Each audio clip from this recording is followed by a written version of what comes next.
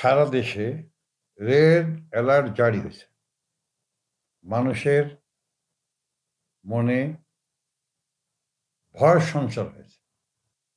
Red অ্যালার্টটা কি? মানে সাবধানতা অবলম্বন করা। এই আমাদের এই রেড অ্যালার্ট, নীল অ্যালার্ট, কালো অ্যালার্ট, ভুতুড়ে অ্যালার্ট, কত অ্যালার্ট আমাদের দেশে যে তৈরি হয়ে গেল, এর থেকে আমাদের পরিত্রাণ পাইতে হয়। সারা দেশের মানুষ রেড আতঙ্কে আতঙ্কিত। কিন্তু আমার প্রশ্নটা হলো, এত রেড অ্যালার্ট তো জারি করার কোনো দরকার নাই। মানুষকে বিভ্রান্তি করা বা মানুষকে ভয় দেওয়ার অধিক কোনো কারণ আছে? নিশ্চয়ই না। এই জঙ্গি, বাংলাদেশে যে জঙ্গিগুলি আছে, সেই জঙ্গি সৃষ্টি করেছে কে? জঙ্গি দীর্ঘ বছর সৃষ্টি হয়েছিল। প্রাক্তন সরকার, শেখ হাসিনার সরকার বেশ কিছু জঙ্গিদেরকে জেলে রেখেছিল, সাজাপ্রাপ্ত। কিন্তু সুৎখোর ইউনূস, লুটেরা ইউনূস, পাকিস্তানের তল্পিবাহক, দেশের শত্রু, বাংলাদেশের স্বাধীনতাকে ভুলণ্ঠিত করার জন্যে এই সুৎখোর ইউনূস সহ তার আসিফ নজরুল অনেকেই ক্ষমতায় আসার পরে একটা অনির্বাচিত সরকার, একটা সাজাপ্রাপ্ত মানুষ, দুর্নীতি দায়ের যে সাজাপ্রাপ্ত, এই সুৎখোর ইউনূস খট করে আসা হয়ে গেল দেশের হত্যাকর্তা বিধাতা। সে এসে মনে করলো বাংলাদেশটা পাকিস্তানের হাতে তুলে দিতে হবে, এজন্য তার বাবার সম্পত্তি, বাপদাদার সম্পত্তি তুলে দিতে হবে। কি করলো? জঙ্গিদেরকে জেলখানা থেকে বের করে দিল, জামিন দিয়ে দিল। নরসিংদীর জেল ভেঙে গেল, অনেক জেলের থেকে জঙ্গিদেরকে বিনা দ্বিধায় জামিন দিয়ে দিল। যাদের যাবজ্জীবন সাজা হয়েছে তাদেরও জামিন দিয়ে দিল। আমার প্রশ্নটা সেখানেই, আজকে সরকার বাহাদুর, নির্বাচিত সরকারের প্রধানমন্ত্রী তারেক রহমান সহ এবং সালাউদ্দিন আহমেদ স্বরাষ্ট্রমন্ত্রী, ওনাদেরকে বিনয়ের সাথে অনুরোধ করব, এই ইউনূসের ছেড়ে দেওয়া যে জঙ্গিগুলি, সেই জঙ্গিগুলিকে আটক করেন এবং দৃষ্টান্তমূলক শাস্তি দেন।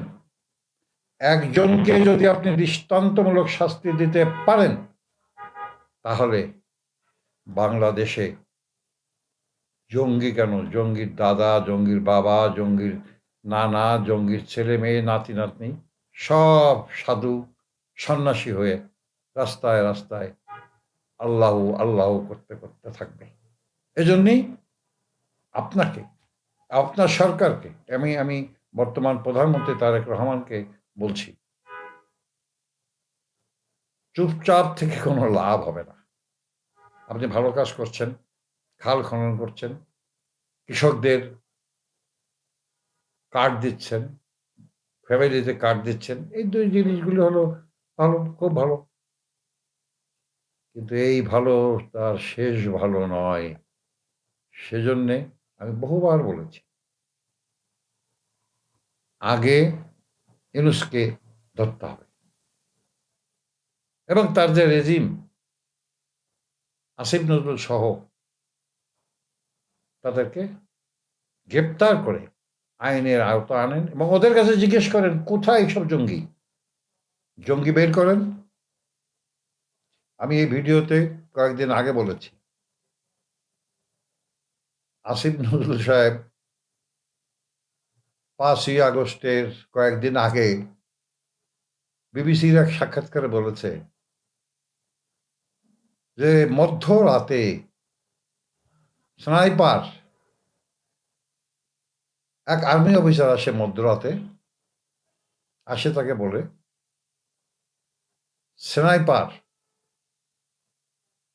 দিয়ে কিছু মানুষ হত্যা করা হবে, এই লিস্টে আপনার নাম আছে।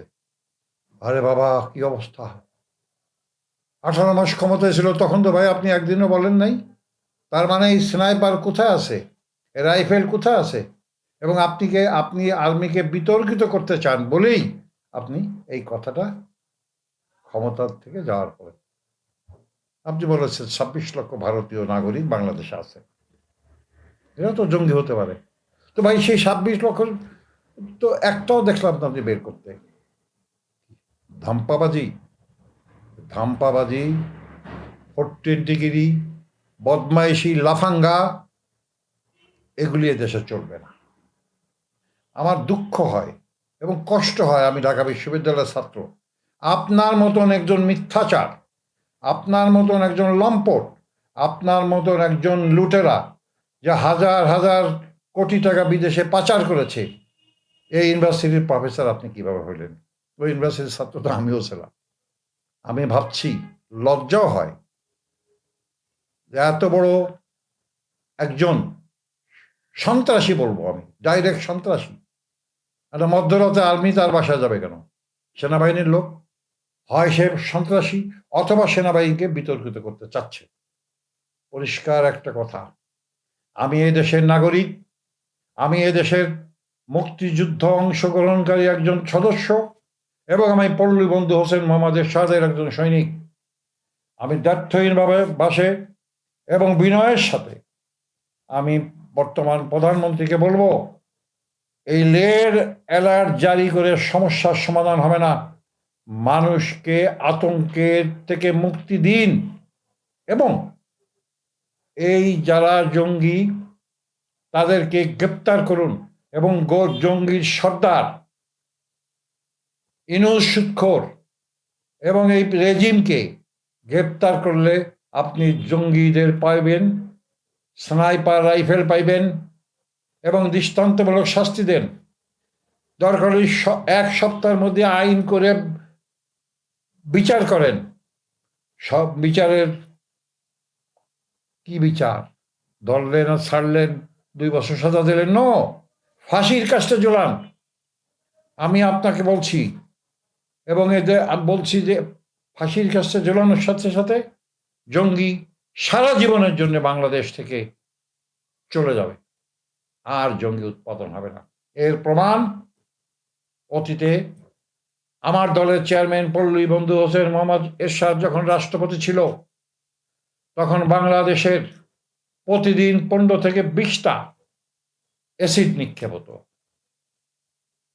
তড়িৎ গতিতে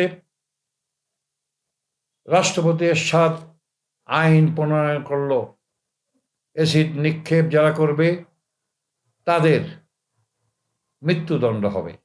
এই মৃত্যুদণ্ড হলো আইনের প্রথম যে অ্যাসিড নিক্ষেপকারী, আমি আগেও বলেছি, আমার গ্রামেরই এক ড্রাইভার মোয়াজ্জেম, তার ফাঁসি হয়ে গেল। এরপরের থেকে আমাদের শাসন, এরশাদ সাহেবের শাসনের আমল থেকে আজকে পর্যন্ত হিসাব করে দেখেন, একজন লোকও, একজন মানুষও কোনো মহিলার উপরে অ্যাসিড নিক্ষেপ করে নাই। এরকম আইন করেন, ভালো কাজ করতেছেন, এটাও করেন। না হলে শেখ হাসিনা যেভাবে দেশ থেকে বিতাড়িত হয়েছে, ঠিক তেমনি ভাবে আপনাকেও বিতাড়িত হইতে হবে। আপনার ভুলে গেলে চলবে না। তারেক রহমান সাহেব মাননীয় প্রধানমন্ত্রী, আপনি বিএনপির প্রধানমন্ত্রী নয়, আপনি সারা 18 কোটি মানুষের বিয়ের প্রধানমন্ত্রী। আল্লাহ ক্ষমতা দেয়, আল্লাহ ক্ষমতা নিয়ে যায়, এবং সারা পৃথিবীতে হিন্দু, মুসলিম, খ্রিস্টান, যত পৃথিবীতে মানুষ তৈরি হয়েছে, তার একজন সৃষ্টিকর্তা হচ্ছে আল্লাহ। যারা যে দেশের রাষ্ট্রপতি, প্রধানমন্ত্রী হয়, তারা ওই দেশের সমস্ত মানুষের রিজিক এবং সব কিছুর দায়িত্ব তাদের উপরে থাকে। এটা আমার কথা নয়, এটা আল্লাহর কথা। সূরা কাহাফে এবং সূরা মাইমুনে পরিষ্কার লেখা আছে। তার একটা উদাহরণ আমি আপনাকে ছোট্ট করে দিতে চাই, সাধারণ জনগণের কাছে দিতে চাই। আমি তার জলজন্ত একজন মানুষ। রোজার সময় আমি চেষ্টা করি প্রতি বছর পথচারীদের জন্যে ইফতারের আয়োজন করা। রাস্তায় অনেক সময় আজান দেওয়ার সময় ইফতারের জন্য মানুষ ছোটাছুটি করে, সেই জন্যে আমার এখানে পল্টনে আমি ইফতারের আয়োজন করি। এবার একটা ছোট্ট ঘটনা আপনাকে বলি। ইফতার আয়োজন হয়েছে, কিছু হিরোইন খায় যারা, তারাও ইফতারে শরিক হয়েছে। আজান দেওয়ার আগেই কয়েকজন ইফতারি মুখে দিছে। তো আমার অফিসের আমার সুপারভাইজার আর ম্যানেজার ২-৩ জনের কাছ থেকে খাবার প্লেটটা নিয়ে যাচ্ছে। আমার চোখে পড়ার সাথে সাথে আমি ওইখানে উপস্থিত হলাম। উপস্থিত হয়ে ওদের খাবার দিলাম আর ওদের বললাম, বাবা আজান দেখ, তোমরা খাও। ওরা ঠিক তেমনিভাবে খাও। ইফতারির আয়োজন শেষ। পরবর্তীকালে আমার সমস্ত স্টাফদের বললাম, তোমরা এটা করতে গেলে কেন? বলল যে এরা আজানের আগেই খাচ্ছে। আমি বললাম, এদের বয়স এক একজনের কত? 10, 15, 18, 20। আমি ওদের বললাম, এত বছর আল্লাহ ওদেরকে রিজিক দিয়েছেন, খাইয়েছেন, একবেলা ইফতারির জন্য আমার এখানে আসছে, তুমি খাবার নেওয়ার কে? আল্লাহর সৃষ্টি সেরা জীব মানুষ, তাদের আল্লাহ এখানে পাঠিয়েছেন। সেই জন্যে আল্লাহ যদি 18 বছর এই হিরোইনসকে খেতে দিতে পারে, তাহলে আল্লাহ একদিন আমার এখানে পাঠিয়েছেন, তাদের খাবার আমরা কেন কেড়ে নেব? এজন্য সহি হাদিসে আছে, এক লোক 70 বছর বয়স, যত সময় সে না ঘুমায় তত সময় সে আল্লাহকে বকাবাজি করে। তো একদিন এক মসজিদে মিলাদ হচ্ছে, ওই লোকটা মিলাদের খাবার আনছে, দিছে। পরে ওই লোকটাকে দেখে হুজুর বলছে, এই খাবারটা নিয়ে গেছে। দেন দেয়ার আল্লাহ তরফে তারা দিয়েছে, আমাকে 70 বছর ধরে প্রতিদিন মিনিটে মিনিটে আমাকে বকাবাজি করতেছে, তার খাবার তো আমি বন্ধ করিনি। আজকে তোমার কাছে একদিন আসছে, তুমি তার খাবার বন্ধ করে দিবা। এই কথাগুলি কেন বললাম? আমি মাননীয় প্রধানমন্ত্রী তারেক রহমানকে বলতে চাই, এদেশের 18 কোটি মানুষের রিজিক, তাদের সম্মান, তাদের সব কিছুর দায়িত্ব আপনার।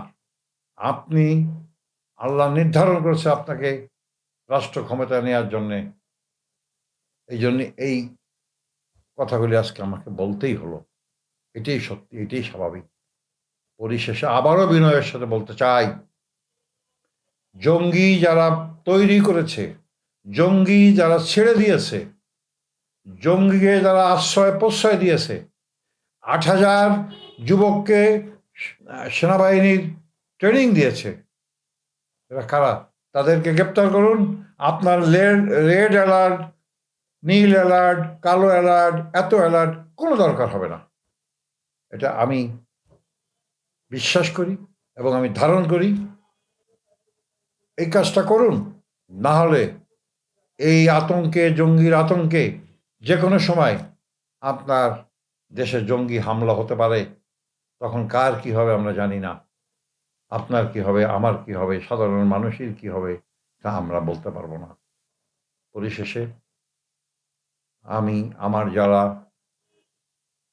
ইউটিউব দেখেন তাদেরকে বিনয়ের সাথে অনুরোধ করব,